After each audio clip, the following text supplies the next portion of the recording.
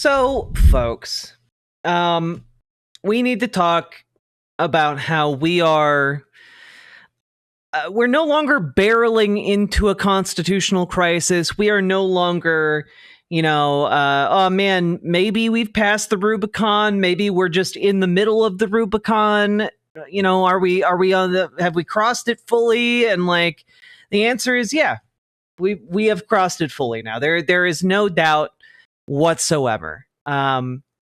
So to give you guys an inkling of what I mean, Donald Trump has been trying to claim that his administration has the ability to have federal agents kidnap people off of the streets, detain them in facilities scattered across the country, and then deport them to a country that they are not from, to be held indefinitely in a prison and forced to perform labor against their will.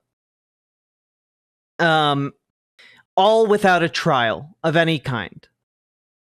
And this is a power that he is currently claiming and trying to use against undocumented people, people who are here legally on visas, people who are here legally with asylum status, and people who are here legally with green cards. Okay? It is a power that he also, if it is allowed to go unchallenged, could also use on full-blown US citizens. And this is a power that he's expressed the desire to use on US citizens. And all of this centers on the case of Kilmar Abrego Garcia and the hundreds of other Venezuelans who were deported to El Salvador. And if that sounds weird, why would you deport Venezuelans to El Salvador? Well, you're kind of hitting at the problem, okay? The problem being that essentially what the United States is doing is we are taking people who are here or legally here or are in various stages of getting their citizenship and sending them to El Salvador, where the dictator of El Salvador has built a prison called CCOT. It is, and he is now being paid by the Trump administration to house those deportees and imprison them indefinitely. One of the things he has said about CCOT is that he wants to make it, this is the El Salvadoran dictator, Nayib Bukele. He wants to turn CCOT into a profit-generating facility via the use of slave labor. And it is also a place with a documented history of abuse, of torture, of deaths. It is, and I cannot stress this enough, a place that the U.S. Holocaust Museum would call a concentration camp. Concentration camps are often inaccurately compared to a prison in modern society, but concentration camps, unlike prisons, were independent of any judicial review. And what you will notice about the people being sent to CCOT is that they have no judicial review. They have no due process. They are not put in front of a judge. They are not given a trial. There is no ruling on whether they are guilty or innocent. Donald Trump has empowered his goons in ICE to simply point at someone and say, "You're here in the United States illegally," detain them, and then send them to a foreign prison to be tortured indefinitely. Okay? That is a big issue, to say the least. The United States, and I need to reiterate this, the United States is paying people to run a concentration camp. Okay? This isn't like oh man, oh look at you go, you're invoking the Nazis. No. This is a concentration camp. It is definitionally one. And, well, here's Cory Booker saying why this is important as well. It's not just me. The court has ordered the return of this person and that the Trump administration should do it. They're paying an authoritarian leader in El Salvador to hold people in the worst imaginable types of prisons that he has sent there without any due process. And this isn't just about Mr. Garcia. This is about every American understanding that this president is making an assault on the due process rights that are afforded to people in our country. Everybody from Anton Scalia to other conservative think tanks have said very clearly, you cannot disappear people off American streets. We are a nation of rules, and due process is clearly one of them. And to erode the due process rights of anyone is a threat to the due process rights of everyone. This is a democratic slippage, and we all should be speaking out against it. Yeah, and Cory Booker's right. And there's a reason, by the way, that he appeals to Antonin Scalia there. And that is because one of the things that needs to be made very, very clear to everyone in this country is that this is not a left issue or a right issue. This is an issue that should be bipartisan. This is an issue every single American who cares about the Constitution, who cares about freedom, who cares about rule of law, things that Republicans have at the very least claimed to care about, should care about. And one of the things that you need to understand about this case is that the Supreme Court has ruled on this case already in the form of an unsigned, which means unanimous decision by the court, enjoining the federal government to bring Kilmar Abrego Garcia home.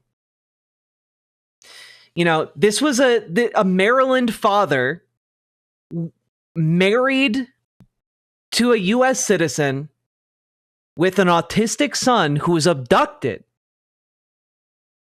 and disappeared to a foreign country without a trial.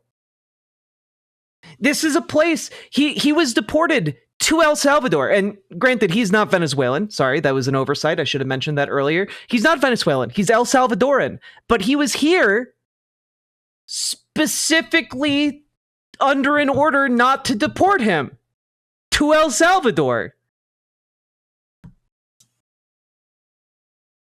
So the US government has already said, oops, our bad. We shouldn't have done that. And the lawyer that said that in court got taken off the case. And, well, basically, every official after that has also admitted to some degree in court, yeah, we probably shouldn't have done that. We goofed. However, we also have a lot of folks in the administration trying to deny said goof. Let's turn now to Stephen Miller here in a Fox News interview. Your argument is that you don't have to bring him back home, but will you? So I want to correct, I hate to do it, Bill, but I got to correct you on every single thing that you said because it was all wrong. I need to preface this by saying that Stephen Miller only speaks lies. He's like, you know how in like, various fantasies and fairy tales, you'll hear about a character, one only speaks lies and the other only speaks the truth. Stephen Miller ate the truth-telling twin in utero. So now he only speaks lies. First, we won the Supreme Court case. Clearly, 9-0. A district court judge. Stephen Miller lied about that. They lost the court case. The Supreme Court returned an order demanding that the administration return Kilmar Abrego Garcia to facilitate his return. That is not ambiguous. It takes a very deliberate misreading of SCOTUS. Said unconscionably that the president and his administration have to go into El Salvador and extradite one of their citizens, an El Salvadorian citizen, so that would be kidnapping, that we have to kidnap an El Salvadorian citizen against the will of his government and fly him back to America. Now, that is not what the district judge said. The district judge told them that they must give daily updates on their efforts to return Abrego Garcia. What that means is they need to be taking steps to get him back. It does not mean we send special ops operatives there. We are literally paying them to house Abrego Garcia in CCOT. We have constructed Abrego Garcia's detention in El Salvador. You do not need to kidnap him. You simply say, we are paying you for this service. We would like him back now. We are their customer in a sense, in this twisted, fucked up sense.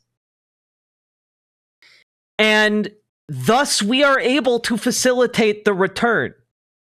Anyone arguing that we are unable to do so is being a disingenuous, lying fuck.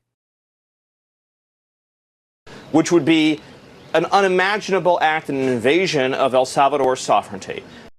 Also, keep in mind they're saying this while openly pondering airstrikes on Mexico, so you know. So we appealed to the Supreme Court, and it said clearly, no district court can compel the president to exercise his Article 2 foreign powers in any way whatsoever. DOJ called me after that Supreme Court ruling, and they said, this is amazing. We won this case 9-0. They did not win that case 9-0. They lost. They must return this man. Understand that what their argument is here is that it is completely fine if you deport someone to a foreign prison with no trial on the allegations of the government alone. All that means is a government official has to point to you in a crowd and say, that one. And then armed guards come arrest you, and you are never seen by your family or friends again. They can hold you indefinitely. They can torture you. They can turn you into a slave. And you are never seen again. We're in excellent standing here. So this has been portrayed wrong for 72 hours in the media. If they can do it to this Maryland family man, they can do it to you. That is why I'm emphasizing that he's a Maryland father. He could be any single one of you. Any single one of you. Yeah. They said the most a court could ever compel you to do would be to facilitate return, which would basically mean if El Salvador voluntarily sends him back, we wouldn't block him at the airport. That is not what facilitate means. What it means is you ask for him to be returned. That's it. And if the US, the global superpower, asks El Salvador to return this man, they will say yes. It's not rocket science. It's not difficult to understand. It's not like, oh man, you're really reaching here, Riverboat Jack. There's no way that they would return him. He never would. Like, we're just not good on diplomatic terms. It's too thorny of an issue. Anyway, here's Nayib Bukele on Twitter saying friends with a picture of his arm around Donald Trump and emojis uniting the two countries in friendship. You know, it's totally impossible to do with our super friendly relationship. Just impossible. No way to do it. Nope, no sir. We would put him back into ICE detention, and then he would be deported either back to El Salvador or somewhere else. No, he would go to court. Like, you still have to give him a day in court, sir. The Supreme Court said that is the most the government can be expected to do. So we won the case handily. The misreporting on this has been atrocious. Okay, Secondly, I appreciate he was the not, no, Bill, it's important. He was not mistakenly sent to El Salvador. Okay, so do you... This is contradicted by almost like basically everything the government has said in a courtroom to a judge.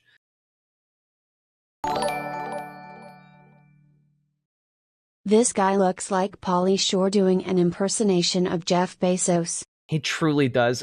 Stephen Miller is maybe the most evil motherfucker in the Trump administration, by the way. You still He's believe an illegal he is a alien member of from MS? El Salvador. Hold on, this is important. I genuinely, Uncle Gumbald, I also cannot wait to see this motherfucker in The Hague. Like this guy deserves, and we're only a few months into this. This guy deserves like a trial in The Hague. He's disgusting. Mm-hmm. In 2019, he was ordered deported. He has a final removal order from the United States. These are things that no one disputes. Where is he from? El Salvador. You know, it'd be a great way to talk about whether or not he deserves to be deported. You know, a great place to start? A fucking courtroom, Stephen Miller. Where is he a resident and citizen of? El Salvador. Is he? You know, we actually don't know that because we haven't had it presented in a court of law, you know, where we determine someone's guilt or innocence or status. Is he here illegally? Yes. Does he have a deportation order? Yes. A DOJ lawyer who has since been relieved of duty, a saboteur, a Democrat, put into a filing incorrectly that this was a mistaken removal. He's calling the government's own lawyer a Democrat saboteur, just as an FYI. He's calling a lawyer that was serving under Pam Bondi and making the worst arguments a Democratic saboteur. And he had to make the worst arguments because that's literally all you can do to argue in favor of deporting this man. It was not. This was the right person sent to the right place. Now, some have said, well, but he had a thing called withholding. You know, you can't make the argument that, oh, he's the right guy sent to the right place about this when you sent Venezuelans to El Salvador, sir. Order. So a withholding order means you've been ordered deported, but an immigration judge is saying you cannot go back to a particular country. Here's the thing. If you are a member of a foreign terrorist organization, you cannot have a withholding order. Since he's in MS-13, there is no withholding order. Stephen Miller, do you have evidence that this man is in MS-13? Is that the kind of evidence that you could, I don't know, submit in a court of law to make that argument? No. Oh, okay. We're just in making shit the fuck up territory. Okay. Hey, guess what? I think I saw Stephen Miller palling around with some MS-13 gang members. You know, and you know what? I think I saw him walking out of the movie theater next to a few Tren de Aragua members. You know? And I need you guys to understand something. That I'm being a bit tongue-in-cheek about those accusations. But if I anonymously called in a tip about that to a police department, it would hold the same amount of weight as what they are using to paint Kilmar Abrego Garcia as an MS-13 terrorist. The only piece of evidence that I have seen about Kilmar Abrego Garcia being linked in any way to MS-13 comes via an anonymous informant who alleges that Kilmar Abrego Garcia had some kind of tie to MS-13. That's it. One anonymous tip. That is it.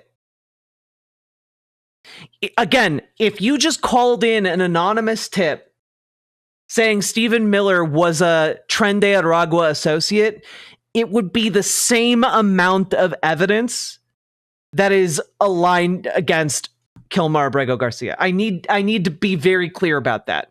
It is no evidence at all, and it wasn't even brought in front of a judge. Yeah, also, really difficult argument to make here, Stephen Miller, when literally the Supreme Court of the United States has recognized that, the government may have done a little loopsie-daisy. Was it page 7? The administrative error was in removing him to El Salvador, given the withholding component of the 2019 order. Boom. The error. God. But yeah, sure. Keep lying, Stephen Miller. You just answered my question. The gang that he is accused of being persecuted by doesn't exist anymore in El Salvador. Dude, he's so desperate to get this narrative out there that he's even talking over a Fox News host. The 18th Street gang is gone. So you have an illegal alien from El Salvador. Bill, where are we supposed to send the illegal alien from El Salvador? To what country? Jesus Christ, not to El Salvador. He was supposed to continue staying here while he pursued getting his citizenship. That is specifically what the court ordered, actually. Question. Are you convinced he is still a member of MS-13? That was your original charge. Yes. But here's the thing, Bill. Yes, but not only am I convinced of it, not only is El Salvador convinced of it, Bill, he's an illegal alien from El Salvador with the... What a disgusting human being. But, folks, additionally, when it gets to, what is the nature of our relationship with El Salvador, here's from a post to the AP, okay? Donald Trump's administration will pay El Salvador $6 million to imprison for 1 year about 300 alleged members of the Venezuelan Tren de Aragua gang. Again, note the use of the word alleged, because these are not proven members of Tren de Aragua. They are merely alleged to be members by the U.S. government. And the Donald Trump's administration is paying $6 million for them to be imprisoned. That is, in fact, the main reason they are there. But on top of that, folks, El Salvador has confirmed that is the relationship, because the exact details of the arrangement between the United States and El Salvador related to this CCOT prison, concentration camp, rather, are not publicly disclosed. However, we have AP reporting on a memo that they have.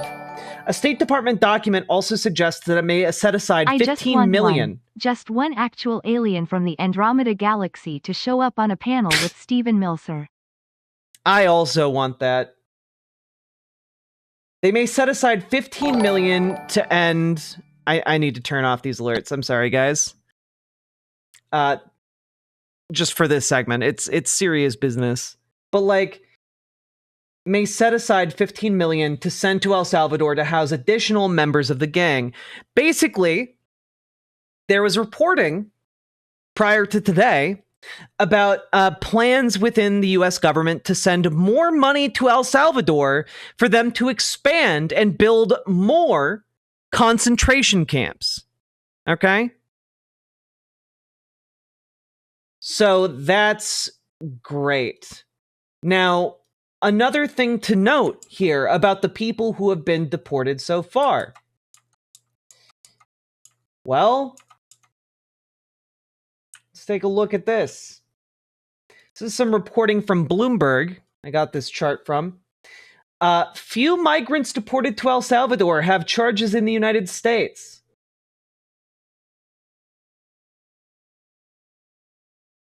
Literally 85% had no charges whatsoever on their record. And an additional 13 who did have charges had unconfirmed charges, meaning they may have had records. Out of 300 of these people sent there, only 5 had felonies. And if you take them all together, the confirmed total, right? You have 17 cases out of 300. Most of these people have committed no crimes. And without a trial, they have been imprisoned indefinitely.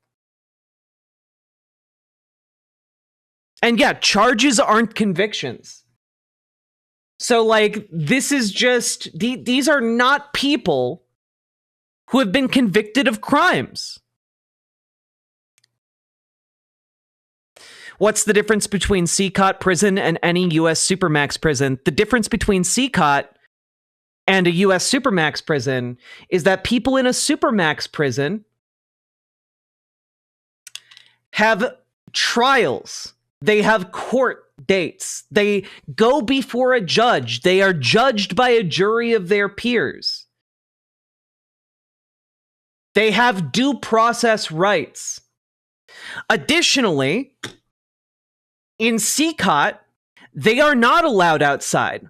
They spend their entire day, every day, inside. They do not see the light of day. Additionally, they are forced to perform labor against their will for the profit of the El Salvadoran government. They are enslaved. Additionally, the one time they are let out of their cells, and each cell, I believe, if I remember correctly, houses around 80 people, they are let out for 1 hour, possibly 2 hours per day to do like stretches and like exercises. That is it. It is not comparable. It is outside of any judicial review. It is outside of due process. And like, honestly, the fact that there is no comparison. There just isn't.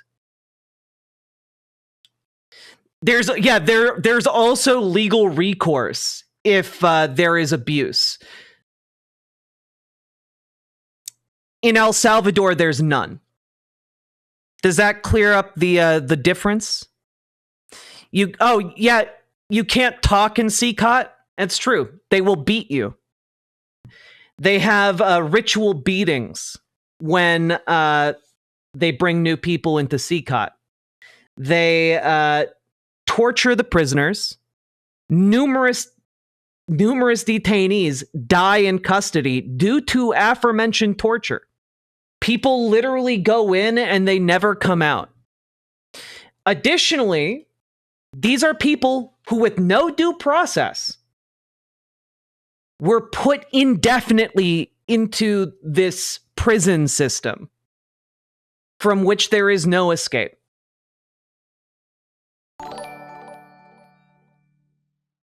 There also may be language barriers. True. Very true.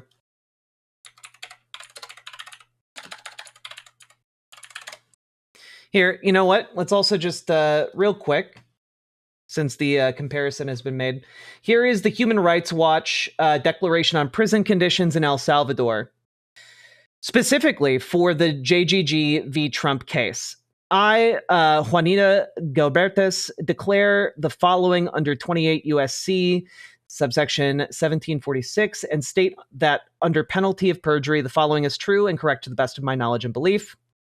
Let's see. People held in CCOT, as well as other prisons in El Salvador, denied communication with their relatives and lawyers, and only appear before courts in online hearings, often in groups of several hundred detainees at the same time. The Salvadoran government has described people held in CCOT as terrorists and has said that they will never leave. Human Rights Watch is not aware of any detainees who have been released from that prison. The government of El Salvador denies human rights groups access to its prisons and has only allowed journalists and social media influencers to visit CCOT under highly controlled circumstances. In videos produced during these visits, Salvadoran authorities have said that prisoners only leave the cell for 30 minutes a day and that some are held in solitary confinement cells, which are completely dark. While CCOT is likely to have more modern technology and infrastructure than other prisons in El Salvador, I understand the mistreatment of detainees there to be in large part similar to what Human Rights Watch has documented in other prisons in El Salvador, including Izalco, La Esperanza, and Santa Ana prisons. This includes cases of torture, ill treatment, incommunicado detention, severe violations of due process, and inhumane conditions, such as lack of access to adequate health care and food. Prison conditions in El Salvador should be understood within the context of the country's 3-year-long state of emergency, which has suspended constitutional due process rights. Since the state of emergency was instituted in March of 2022, security forces report detaining 85,000 people, equivalent to 1.4% of the country's population. Although the government has denied Human Rights Watch information on a number of detainees it holds in its prison capacity, Human Rights Watch estimates based on official data that there are 109,000 people held in prisons with an official capacity for 70,000. Since the state of emergency was instituted, over 350 people have died in El Salvador's prisons, according to Salvadoran human rights groups, including the organization Cristosal, which jointly authored our December 7th, 2022 report on El Salvador's prisons, titled, We Can Arrest Anyone We Want. Human Rights Watch in July of 2024 published a report on abuses committed against children during the state of emergency titled Your Child Does Not Exist Here. Over 3,300 children have been detained, many without any ties to gang activity or criminal organizations. Human Rights Watch documented 66 cases of children being subjected to torture, ill treatment, and appalling conditions, including at times extreme overcrowding, unhygienic conditions, and inadequate access to food and medical care while in custody. In February, the Legislative Assembly approved a law ordering the transfer of children detained for organized crime offenses to the country's adult prison system, exposing them to a heightened risk of abuse and violating international juvenile justice standards. For We Can Arrest Anyone and in Your Child Does Not Exist Here, Human Rights Watch has interviewed more than 30 people released from El Salvadoran prisons, including children and dozens of people who had relatives in jail. These interviews were conducted in person in several states in El Salvador or by phone and corroborated by additional research and media reports. One of the people we spoke with was an 18-year-old construction worker who said the police beat prison newcomers with batons for an hour. He said that when he denied being a gang member, they sent him to a dark basement cell with 320 detainees, where prison guards and other detainees beat him every day. On one occasion, one guard beat him so severely that it broke a rib. The construction worker said the cell he was imprisoned in was so crowded that detainees had to sleep on the floor or standing, a description often repeated by people who had been imprisoned in El Salvador. Another detainee we interviewed was held for 2 days in a police lockup with a capacity for 25 people, but he said when he arrived, there were over 75 prisoners. He slept on the floor next to the bathroom, a hole in the ground that smelled terrible. He was sent in a group of other prisoners to Izalco prison on the 3rd day, where they ordered the group to take off their clothes. They were forced to kneel on the ground, naked, looking downwards for 4 hours in front of the prison's gate. Guards took the group to a room with 5 barrels full of water with ice. He said 15 guards forced him and others to go into the barrels for around 2 hours in total as they questioned them. The detainee was forced into a barrel around 30 times and was kept there for about a minute each time. Guards forced his head underwater so he could not breathe. I felt I was drowning, he said. Guards repeatedly insulted them, called them dogs and scum, and said they would pay for what they had done. A third detainee held in a prison in June 2022 described being sent to what he described as a punishment cell. He said officers moved him and others there to make room for other detainees. The new cell was constantly dark. Detainees had to sleep standing due to overcrowding, and there was no regular access to drinking water. For We Can Arrest Anyone, Human Rights Watch and Cristosal gathered evidence of over 240 cases of people detained in prisons in El Salvador with underlying health conditions, including diabetes, recent history of stroke, or meningitis. Former detainees described filthy and disease-ridden prisons. Doctors who visited detention sites told us that tuberculosis, fungal infections, scabies, severe malnutrition, and chronic digestive issues were common. Out of the estimated 350 detainees who have died in El Salvador's prisons, we documented 11 of these cases in detail in We Can Arrest Anyone, based on interviews with victims' relatives, medical records, analysis by forensic experts, and other evidence. In one case, a person who died in custody was buried in a mass grave without the family's knowledge. The practice could amount to an enforced disappearance if authorities intentionally concealed the fate and whereabouts of the detainee. In at least 2 other cases, officials appeared to have failed to provide detainees with the daily medication they required to manage underlying health conditions, such as diabetes. In at least 4 of the 11 cases, photographs of the bodies show bruises. Members of the independent forensic experts group of the International Rehabilitation Council for Torture Victims, who reviewed the photos and other evidence in 2 of the cases, told Human Rights Watch and Cristosal that the deaths were suspicious, given that the bodies present multiple lesions that show trauma that could have been caused by torture or ill treatment that might have contributed to their deaths while in custody. In a separate Human Rights Watch report from February 2020 titled Deported to Danger, Human Rights Watch investigated and reported on the conditions in Salvadoran prisons experienced by Salvadoran nationals deported by the United States. In interviews with deportees and their relatives or friends, we collected accounts of 3 male deportees from the United States who said they were beaten by police or soldiers during arrest, followed by beatings during their time in custody, which lasted between 3 days to over a year. During their time in prison, 2 of these individuals reported being kicked in the face and testicles. A third man described being kicked by guards in his neck and abdomen, after which he sustained injuries requiring an operation for ruptured pancreas and spleen, months-long hospitalization, and 60 days of post-release treatment. So that was one account by one person who works for Human Rights Watch. And I got to be honest with you, Supermax prisons in the United States are bad.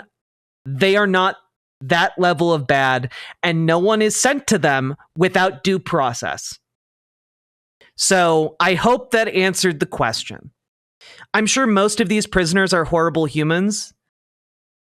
Well, again, I'm going to reiterate what I said earlier, and that is very specifically, of the 300 people sent to CCOT by the Trump administration without their day in court, over 90% had no charges or had unconfirmed charges, meaning that, hey, they were never fucking charged with a crime.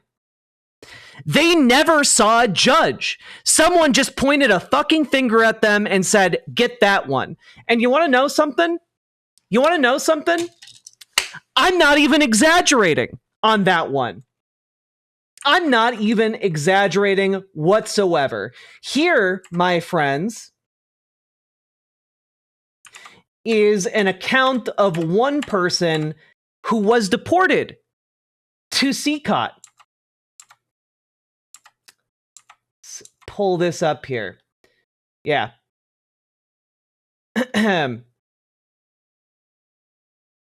Here's an account of one man who was searching for his son. Wilmer only found out his son had been detained after receiving a phone call on March 15th from his nephew, Louis, who lives with them. That morning was their last time together. They had gone around the corner to do their laundry. Later that day, Wilmer said that his son met with a group to get help with some errands at the American Red Cross. He learned this from Louis, who looked at the situation from inside the apartment. When his son was on his way back, just steps from his home, when ICE agents stopped him. The officers grabbed him and 2 other boys right at the entrance to our building. One said, "No, he's not the one," like they were looking for someone else. But the other said, "Take him anyway." That moment marked the beginning of Wilmer's search for answers he's still waiting for. So, again, I'm going to emphasize, not only are the vast majority of people who the US government deported without a trial to this El Salvadoran hellscape where they are going to be held indefinitely and tortured indefinitely and forced to perform slave labor against their will. Some of them are there specifically because some ICE agent said, "Nah, just take that one. Grab that one." This is not a case of like, these people are the worst of the worst. And if they are the worst of the worst, there should be evidence of that. and they should be given due process, and we should know that. So understand this. And yesterday, Marco Rubio announced that 10 more people were being sent to CCOT. Again, without trials. Again, not verified members of any gang. These are people alleged to be part of gangs. These are people that the government says are gang members or related to gangs, right? But does not have to provide any evidence to that effect. Last night, another 10 criminals from MS-13 and Tren de Aragua, foreign terrorist organizations, arrived in El Salvador. By the way, to my knowledge, I don't believe that there is an executive order declaring MS-13 to be a terrorist organization, just Tren de Aragua. Because again, keep in mind the entire argument of the Trump administration here for the reason they can deport Tren de Aragua under the Alien Enemies Act is specifically because they are classifying Tren de Aragua as a component part of the Venezuelan government, right? And so that's why, under their logic, they can deport these Venezuelans. Instead of to Venezuela, they get deported to El Salvador. However, MS-13, I don't believe is a Venezuelan terrorist organization. So, either way, it's still illegal as fuck. And honestly, one of the most deeply reprehensible things I've ever seen in my life. Understand that if they can do this to literally anyone without a trial, that means there is no trial to determine whether you are a US citizen or not. There's no check or balance on their power to be able to point at someone and say, hey, you're not a US citizen. Time to go. They can literally do that to anybody. Ah, yes, MS-13 is an El Salvadoran gang. Yeah, it kind of undermines their entire argument when they do it with MS-13. Interesting. But we are not at the worst part of today. Okay? We are not at the worst part of everything that has gone down yet. Unfortunately. The worst part is this one. Well, second to worst part, I guess. Here is Donald Trump being caught on a hot mic talking with Nayib Bukele, the dictator of El Salvador.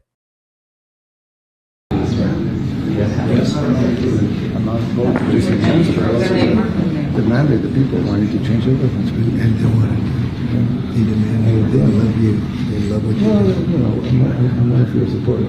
I want him to do. You know, homegrown criminals next. Yeah. I said homegrowns are next. The homegrown built. You got to build about 5 more places. Yeah, that's fair. All right. It's not big. So, in case you didn't catch all of that, that is the President of the United States whispering with another world leader, not an uncommon thing to do. But then he raises his voice slightly towards the end there, and he says, and the homegrowns are next. You're going to have to build 5 more of those places. You need the space. That is the President of the United States stating an intention to deport American citizens. So, I think we are in we're in some pretty terrible territory. This should be a huge scandal throughout all the media. I mean, we'll see how the media handles it, but this as far as I'm concerned, this is like the only news story. This is the President of the United States claiming he has unilateral authority through himself and through federal institutions to disappear any single person off the streets, any kind of political opposition, any kind of inconvenient individual, and send them to a foreign concentration camp. This is the Rubicon being crossed. This is it. Like, You know, like we talked about, you know, maybe about a month ago about how we were like, you know, midway through, you know, we were, you know, on the edge, and like Donald Trump walked back a little bit. This is the step over. This is the step over the line. Hound your reps and senators about this 24/7? Absolutely. Where the fuck will we get a speed dial lawyer in case we are blackbagged randomly? I don't know. I don't have all the answers, folks. But understand that this is where they want to go with it. And things have been escalating over the last several days. It's kind of culminated in this, but basically last week, the Supreme Court handed down this 9-0 unsigned order compelling the U.S. government to facilitate the return of Abrego Garcia. And it went back down to the district court to manage the case. The district court ordered daily updates on the location and status of Mr. Abrego Garcia. And additionally, the steps that the government is taking to facilitate that return. And the government is not doing that. Every single update they have filed has been late and lacked the information to that was compelled by the court. Every single one. Today it was filed late as well with no additional information. And I also just need to really point out here that the DOJ, the Department of Justice, cares so little about this case, and it shows such disdain that they cannot even spell Kilmar Abrego Garcia. They can't spell his name correctly. In the official filing today, under that order, they can't even spell his fucking name. And I need to really emphasize here that literally most politicians, even if they are, you know, not, you know, deeply of the left, will say, are pointing this out. They continue to violate a court order to retrieve someone they illegally deported. We are now well beyond a constitutional crisis. If they're allowed to do this, their secret police can sweep up anyone for any reason, deport them, and refuse to bring them back. That would be the end of democracy, which is true. That's true. And it's scary as hell. So one of the things we have to look at is, well, okay, what do we do?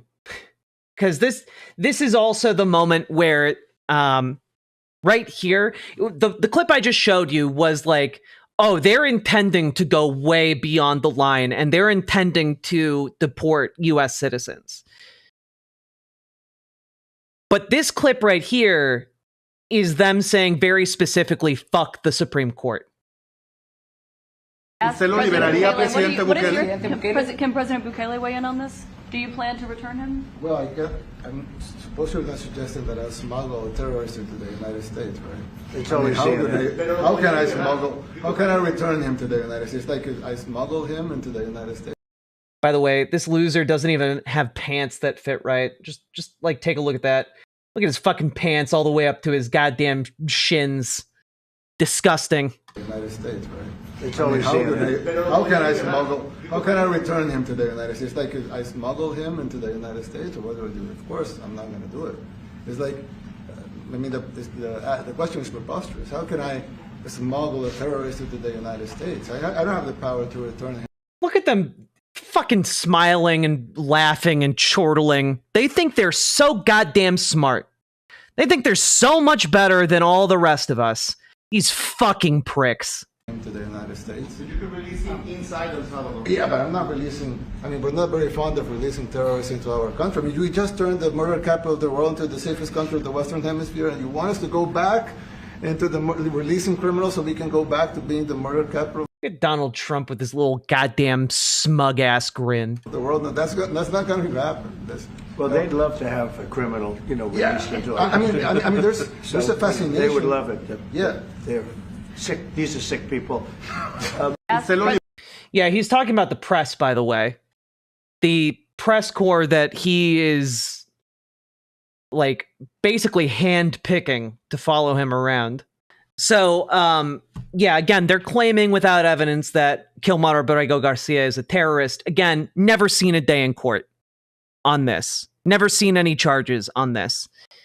This is where we get into what the fuck. And I also just want to point out, like, they're both sitting right next to each other, smiling, calling each other friends, talking about how great their relationship is. It's not difficult. The United States can send a plane down. They bring him to the plane. They're like, well, we could release him, but we don't want a terrorist here. Well, good. We want him here. Bring him here. There's a court order to do it. Bring him here. Because you know what? We've done that with other people, actually. You know, it's weird. Very strange.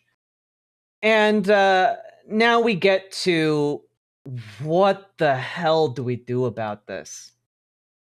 You know, what do we do? Because this is scary as fuck. And I don't have good answers for you guys. Okay? I don't have good answers, but here is MSNBC's legal guy talking at least a little bit about what potential next steps might look like. So the final point is the question that was asked, which is what can be done when this administration violates a court order. And I hate to say it, but the answer is not much, because one of the things that the Constitution provides is that in a situation which is a high crime and misdemeanor, the president can be impeached and then tried in the Senate. So impeached by the House and tried in the Senate. That's already happened twice with respect to this president. And it takes a majority of the House, which is controlled by the Republicans, and it takes 2/3 of the votes in the Senate, which is also controlled by Republicans. So it is highly unlikely that either of those things is going to happen with this particular Congress. The courts can try to implement their ruling. They can make it clear that it is a violation. They could indeed impose fines. They could even, if it was extreme, impose a jail term on whoever has violated court order. And good. Honestly, okay, just real quick. Honestly, what I think might happen tomorrow, and what I'm kind of low-key hoping is going to happen tomorrow, because Judge Zinnis, the judge that's been overseeing this, does not seem like she is coming to play. She seems like she understands what is happening. And her kind of place in the larger turnings of what's happening. There is a hearing scheduled for tomorrow, I think at 4 p.m. Eastern time. And we're going to see what happens. There is a non-zero possibility that, like, lawyers for the DOJ start going to prison. Or, you know, other people who may be called to appear before the court goes to prison. I'm interested to see how tomorrow goes down, because we are in completely uncharted territory now, folks. There's not a process for this. The process for this is Congress, and Congress is still too scared to really marshal energy to do anything about Trump. And the issue. Do you think they'll send their political enemies to El Salvador? They definitely want to, yes. Issue is how that would actually get effectuated if the administration simply flouts it. And remember, as one of you pointed out in the questions to me that the marshals who would carry out such an order actually are part of the executive branch. And so it's unclear how that would work. Even if they followed the court order, the executive branch might fire them. Tomorrow's in Tuesday. Before they could actually effectuate a court order. We also have the administration that is in control of the Department of Defense, i.e. the military. This is an issue that Liz Cheney very much focused on in her book and was very worried about, which is, step number one in an authoritarian regime is control of the military. Again, it remains to be seen, whether the military would violate a court order if directed to do so by the White House. But that is all territory that is certainly new to this country, and it is coming up in this Abrego Garcia case. This is definitely the thing to keep an eye on. There is a hearing in the district court tomorrow. And finally, what I would do if I were the district court judge is I would have a hearing. I would say, you are making these contentions, government, about not being able to facilitate his release. You're claiming that you don't have any power or ability to do that.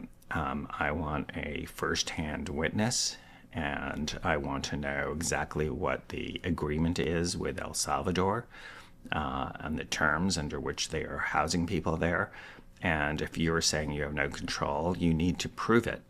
You need to counter the evidence that suggests strongly otherwise, and that I, the district judge, have found, and that the Court of Appeals has affirmed, and the Supreme Court has not in any way suggested that part was incorrect. In fact, they affirmed the part of my decision that said you must facilitate his release, and you need to ensure that he is accorded his due process rights as if he had not been improperly removed from this country. So stay tuned for more this Tuesday, and I would not be surprised if this case ends up back in front of the Supreme Court, and we'll see just how strong that coalition of 9 justices are that so far have ruled in 2 immigration cases in the past 10 days against the United States position and finding that there are due process violations. So this could not be a more important case. Thanks very much for listening. I know this is... Oh, God. Yeah. We have people in the federal courts stating they're uncertain if U.S. Marshals would actually follow orders to arrest members of the administration to begin with. Well, yeah. That is why we are in uncharted territory. No one knows exactly what would happen. No one knows where the chips might lie, where they might fall, who might listen to who. It's genuinely very bad. I was listening to, I think it was Law and Chaos Pod with Liz Dye. And a good legal podcast, by the way, on everything that's happening. And, there very well could be like some kind of legal standoff. There's also, and one of the other possibilities that was floated was U.S. courts can, deputize people to act on their behalf. We could genuinely get some kind of actual conflict here if things go in terrible directions. It's really scary, and I understand people being freaked the fuck out because I'm freaked the fuck out. In fact, here's Chris Murphy talking about it on, not the only person who's freaked out about it. Chris Murphy over here. Bone chilling. A court ordered Kilmar Abrego Garcia to stay in the United States. The Supreme Court ruled 9-0 that he was illegally removed. Trump is pretending he won the ruling 9-0. You may not think this case means anything to you, but let me tell you why it does. Abrego Garcia came to the U.S. over 10 years ago. He married a U.S. citizen and has 3 U.S. citizen children, but he was put in removal proceedings because he didn't apply for asylum in time, and because of alleged ties to drug gangs, he denies any gang affiliation. You might think whatever you want about the merits of him staying, his family, his steady job, or being deported, the alleged gang affiliation. There's only really one key fact. A court ruled he cannot be deported to El Salvador because he would face threat of death there. In the United States, the executive is required to follow a court ruling. Trump did not. He put Garcia on a plane to El Salvador. And worse, despite no allegation of criminal behavior, Abrego Garcia was put in a heinous El Salvadoran prison. Trump's violation of law was so brazen that the Supreme Court stepped in. In a rare 9-0 ruling, they said Trump had to bring Abrego Garcia back. But in the video above, you see Trump advisor Miller lying through his teeth and saying Trump won the ruling 9-0. Trump's people are engaging in nuclear-grade gaslighting. They say it's up to El Salvador if they want to send him back. Bullshit. We bring people back all the time when we wrongly remove them. They could get this guy in a hot second if they wanted to. You may not think this case matters to you, but Abrego Garcia was legally in the U.S. just like all the rest of us. His status as an immigrant doesn't matter as a matter of law. If Trump can lock up or remove anyone, no matter what the courts say, we are all at grave risk. This is a watershed moment as Trump thumbs his nose at a Supreme Court ruling, gaslighting the public by pretending he won 9-0 when he lost 9-0. If we normalize this, there is no end. He can lock up or remove anyone. We no longer exist in a democracy. So, like, understand, this is where we're at, guys. We're in some deep shit. And there is no clean way out of this, one way or the other. It is going to be messy at this point. Because keep in mind, from a conservative perspective on this case, why would you not simply bring Kilmar Abrego Garcia back to the United States, hold him in custody in some kind of ICE detention facility, give him his due process, and then deport him to El Salvador again? You know, once he's been through the court system, the court overrules their prior ruling. Why not do that? Why not pursue the legal means? And the obvious answer here is that they intend to break the law. And so they have had every opportunity to bring this man back, and they have not. I think RFK's report on the 28th will declare trans people to be predisposed to violence, giving Trump cover to send them to El Salvador. Jays. Maybe. We'll see. I'm not sure about that one. Let's stick with what has already gone terribly askew before we jump to that one. We don't need to make assumptions here to make this already bad. And keep in mind, if this state of affairs is allowed to remain unchallenged, it doesn't matter if there is a report on trans people being violent. It doesn't matter if there's any kind of report or any kind of information in the public sphere. They can just disappear, folks. This is what I think a lot of people have not grasped yet, which is that this case, the case of Kilmar Abrego Garcia, I'm not just saying like, oh, well, you know, if he can deport you, he can deport anyone. I'm literally, like, I mean that. There is not a situation here where they need a report. Does that make sense? Like, they will be beyond the need for propaganda. Oh my God. How have I talked about this for so long and there are people still being like, trans people could be sent to El Salvador? Yes. The entire premise of this is that they do not intend to stop with just undocumented people when it comes to these deportations. There's literally video of the president today talking about wanting to expand the facilities in El Salvador to do that, to deport U.S. citizens. And the people that are going to be deported are not the desirables in Trump world. It's the undesirables. Trans people. People who are speaking up about Gaza. Leftists, political opposition. Literally all of you. Like, if you are here and watching this show, you are included on that potential list. And yes, it's not that they need the report, yada, yada, yada, but I understand. I understand. I understand that, like, yeah, they would want to use it for propaganda. But the point I'm trying to make here is that you're putting the cart before the horse. I understand the use of propaganda here, but understand this is the core issue. The core issue is this case. It's not trans people. Like, as a trans person, we are not central to this case. We are on the periphery. We are potential targets. But this case is the thing. But we're talking about people being sent in error who are trans, who are autistic, who are neurodivergent, who are disabled, who are gay, who are lesbian. We're talking about any single person who diverges from this traditional worldview, from this Christian nationalism.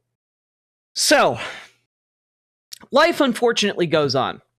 And we need to take into consideration that since life goes on, things will continue to happen. And one of those things involves Chris Van Hollen, who has announced his intention to go to CCOT. Dear Ambassador Mayorga, I write to urgently request a meeting with President Bukele during his current visit to the United States to discuss the illegal detention of my constituent, Kilmar Abrego Garcia. The U.S. Supreme Court ruled unanimously that Mr. Abrego Garcia was wrongly deported to a prison in El Salvador. On Saturday evening, in a court filing to a federal judge in Maryland, the Trump administration confirmed that Kilmar Abrego Garcia is being held in El Salvador's Terrorism Confinement Center, according to Michael G. Kozak, a senior official in the U.S. State Department's Bureau of Western Hemisphere Affairs. However, they did not detail steps that have been taken to facilitate his return, as mandated by the Supreme Court. I've met with Mr. Abrego Garcia's wife, mother, and brother, and as you can imagine, they are extremely worried about his health, safety, and continued illegal confinement, as am I. I look forward to your response. And there is a non-zero chance here that Senator Chris Van Hollen here could be saving Kilmar Abrego Garcia's life. Okay? Very few people are allowed to go into that prison to visit.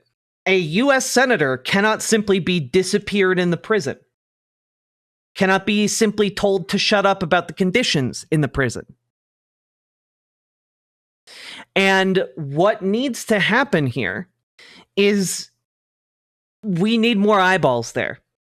Chris Van Hollen going there is a lifeline. And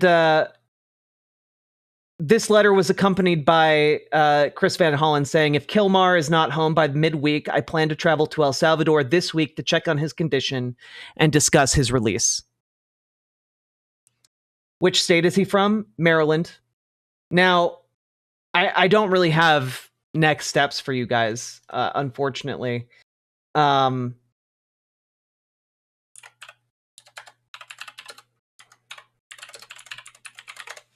That's not true. I have a few next steps, but there are a number of protest events this week.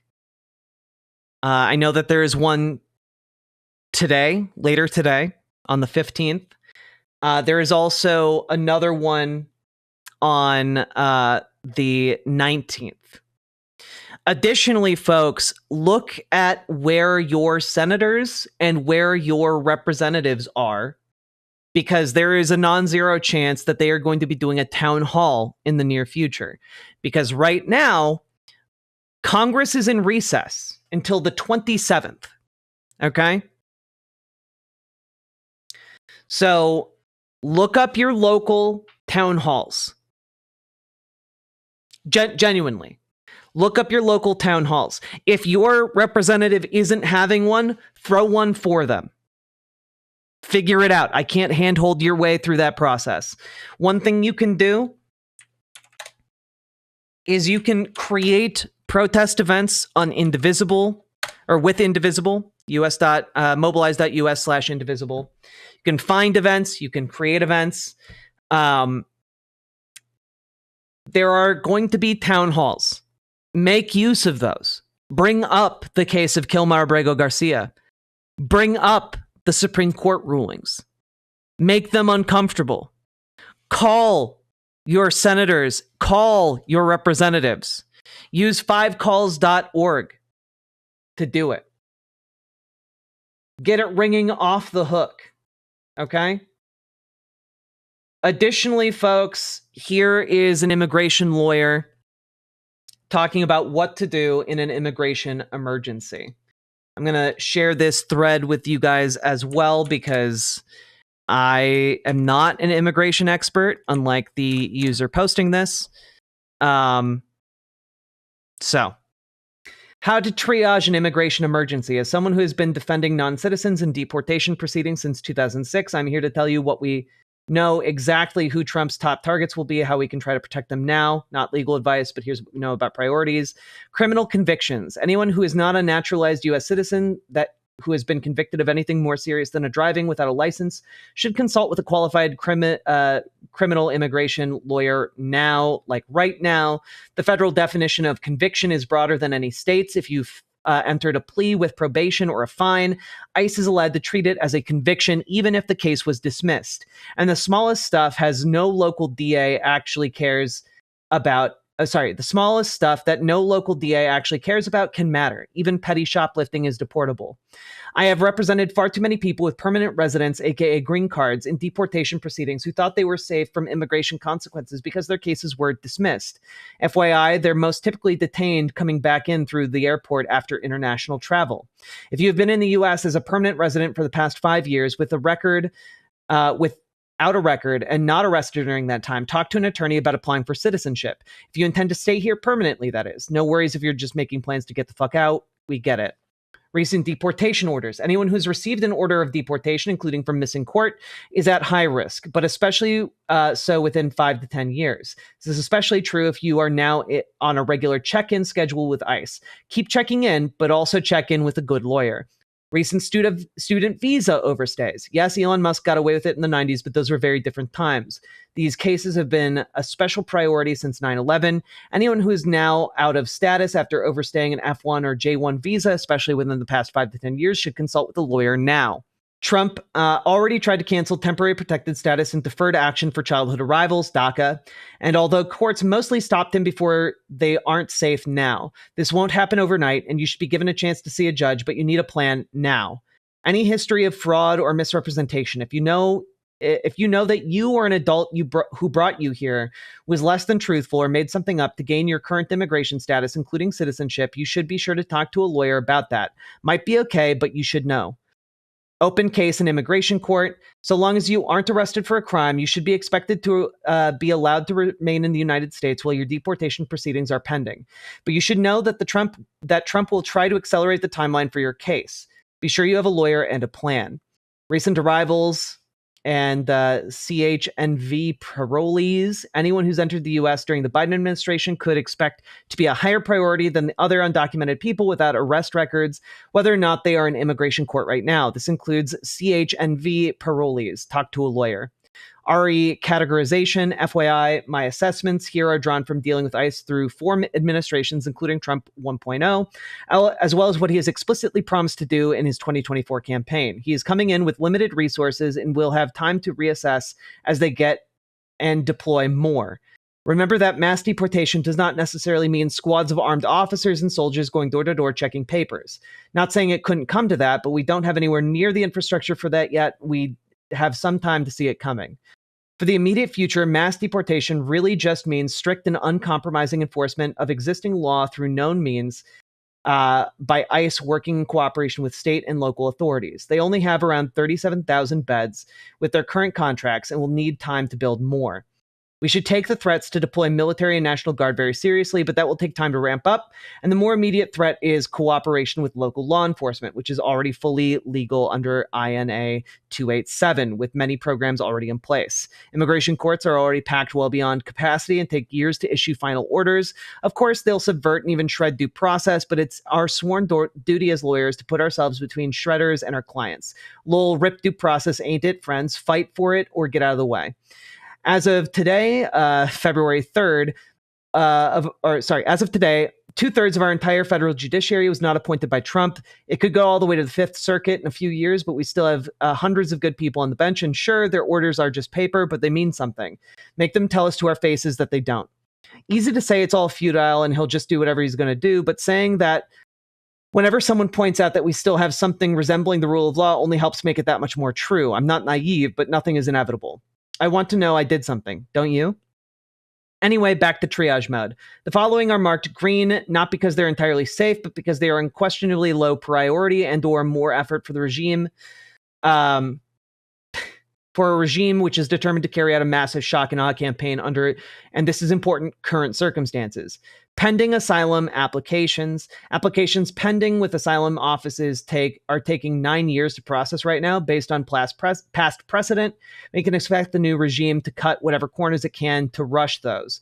But for what it's worth, the current asylum corps are dedicated professionals with a strong union. Obviously, I'm not assuming that the asylum office or any other institution can be counted on to hold the line. I'm not saying that USCIS is not ICE.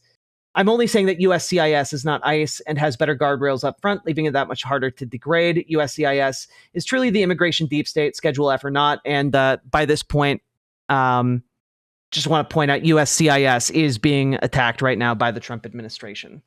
So, worth noting.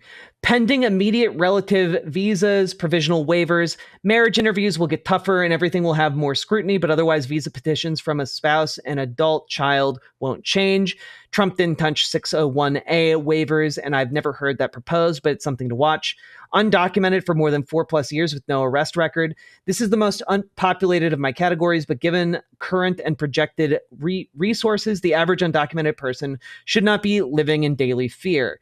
I know that's not what the headlines would suggest, so some context. The categories in red and yellow have above represent millions of people in themselves, and with exception of DACA, are much easier to justify both to his base and because anyone else who could otherwise be persuaded that mass deportation is bad.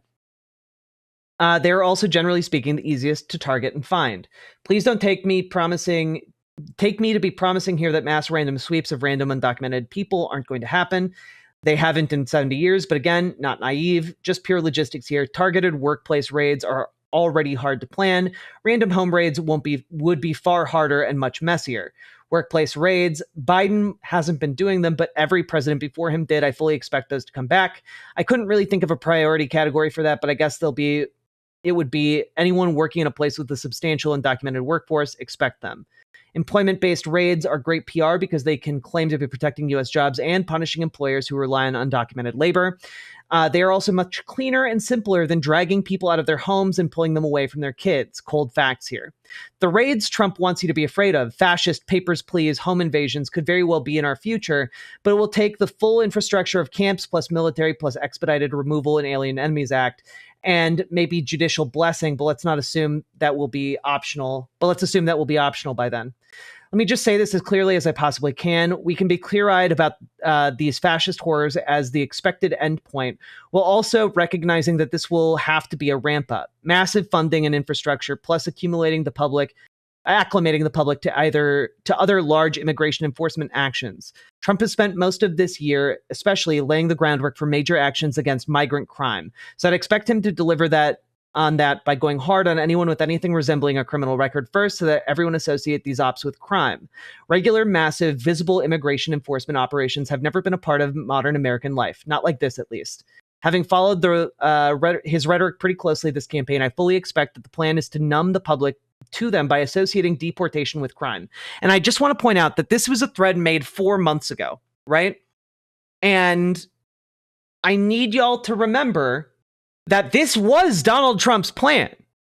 That is what they are trying to do. right? They are trying to smear all of the undocumented folks, all of the people alleged here with these deportations. They are trying to smear them all as criminals. You know, we even had people in chat come in and be like, well, I'm sure they're all evil, horrible people. But that's just not the case. And part of the reason the Trump administration absolutely under no circumstance wants Kilmar Abrego Garcia to return to the United States is because he's not a criminal. He directly punctures the narrative that they are trying to spin. He is a very inconvenient hole in their narrative. And the fact that they have kind of fucked up, you know, the takeoff of this campaign means that most Americans are associating these undocumented immigrants not with crime, but with the fascist overreach of the Trump administration. Okay? They could just lie and call everyone a criminal, but there are already at least 100,000 people just off the top with deportable criminal records, mostly minor, but still, and any number of stories in there that they can exploit for headlines. The Nazis did this to Jews way ahead of the death camps.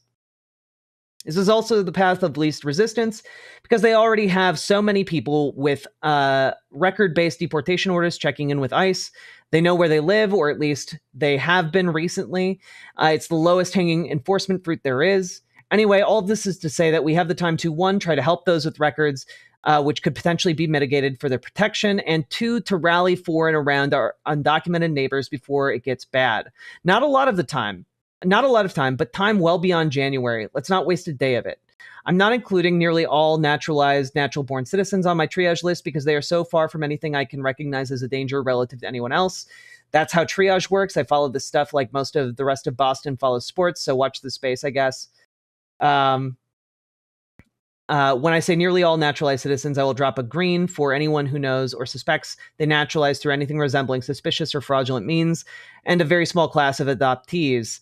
You probably already know who you are, but talk to a lawyer. Finally, the purpose of this triage list is a reasonable risk assessment based on everything I know about where we've been and where we expect to go. My office is being flooded with worried people, and I'm trying to be realistic along the lines above. You can too. Please don't spread fear.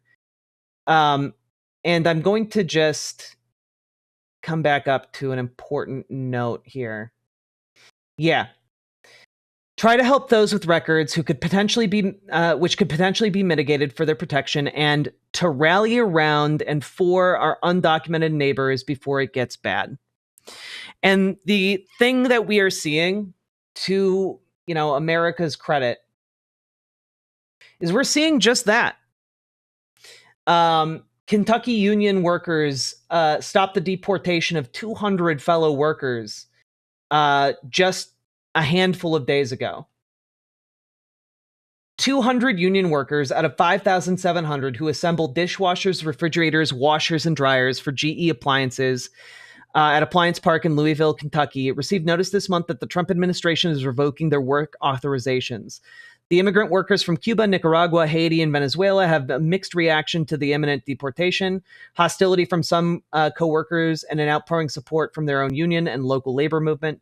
They're part of the Communication Workers Industrial Division, IUE-CWA, Local 83761. They're in the United States on humanitarian parole, a program the government until now has used to provide visas to people fleeing war or political instability in certain countries. And Casey Lyles teaches civics to high schoolers in Louisville and lives in near Appliance Park. After spring break, she has been teaching remotely due to flooding. She worries about whether the workers' children will return to school. Before the revocation happened, I already had kids who were scared, and they didn't know whether it was better to come home from school because they felt safe at school. But what if their family was deported while they were gone? So now that the shoe has dropped, I can only imagine how these kids are feeling. I wonder if they'll show up when we come back in person. The fears they were already worried about have come to life. And like, it's hard. But like, these folks are coming together. We all are, you know? The Kentucky AFL-CIO is planning a rally and a Know Your Rights trainings for affiliated unions whose members may also be affected by the deportation orders. The labor movement has an opportunity to strengthen our organizations and show that we fight for all members.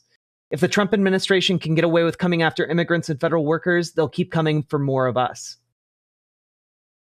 Over the weekend, Lyles participated in the local Hands Off rally, one of 1,400 nationwide mobilizations. The Trump administration wants to drown us, she said. If there's so many issues, we can't possibly pay attention to them all. But by attacking everyone from immigrant workers to the Department of Education, she said, Trump may be knitting together a coalition. And I do think that is exactly what is happening. People are coming together. And I mean, that's good. It's real fucking good. But it's scary as fuck. Yeah, I'm not going to put my faith in that happening, Superjet guy. It'd be cool if it did. All I'm saying here, guys, is the only way out is through, and the only way we get through this is by mass mobilizing. That's it.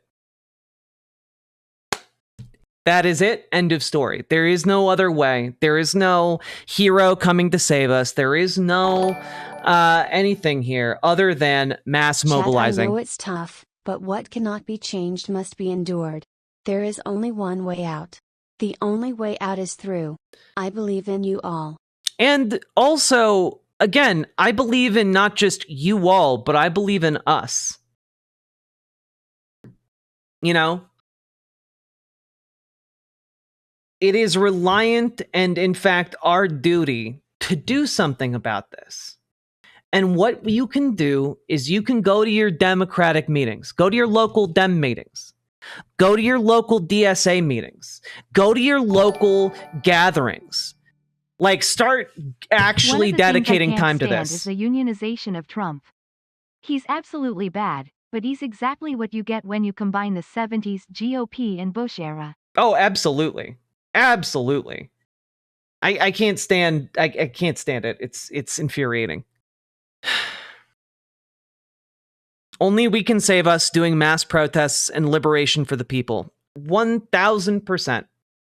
All that we can do is march. What we can do is we can support each other. We can form a human chain around to protect our undocumented neighbors. We can point out ICE vans. We can make sure that we are doing what we can with where we're at, with the skills we have at any given time. That is where we're at. And no one knows what is going to happen this week. Every single day under Trump, it is something new. It's something different, for better or worse. And again, I will put my faith in exactly two things. One is our organizing power and spirit. And two is the massive comical incompetence of the evil motherfuckers in this administration. And I hope that is enough. I believe it will be enough. But it is scary as hell. There's a TikTok creator I saw who just became head of her DSA branch because she started showing up and getting involved when no one else was. Yep. You can literally do the same in your local Democratic Party, by the way, just as an FYI. Those older folks are begging to give power away to folks like you. Hey, Carpet Packs. Unicornization. The only solace is literally zero of the GOP has his Riz, and they should be absolutely finished as a party upon his death. It's true. We need Unicronization. We need to have the asteroid come down and eat the Republican Party. Just like Unicron would.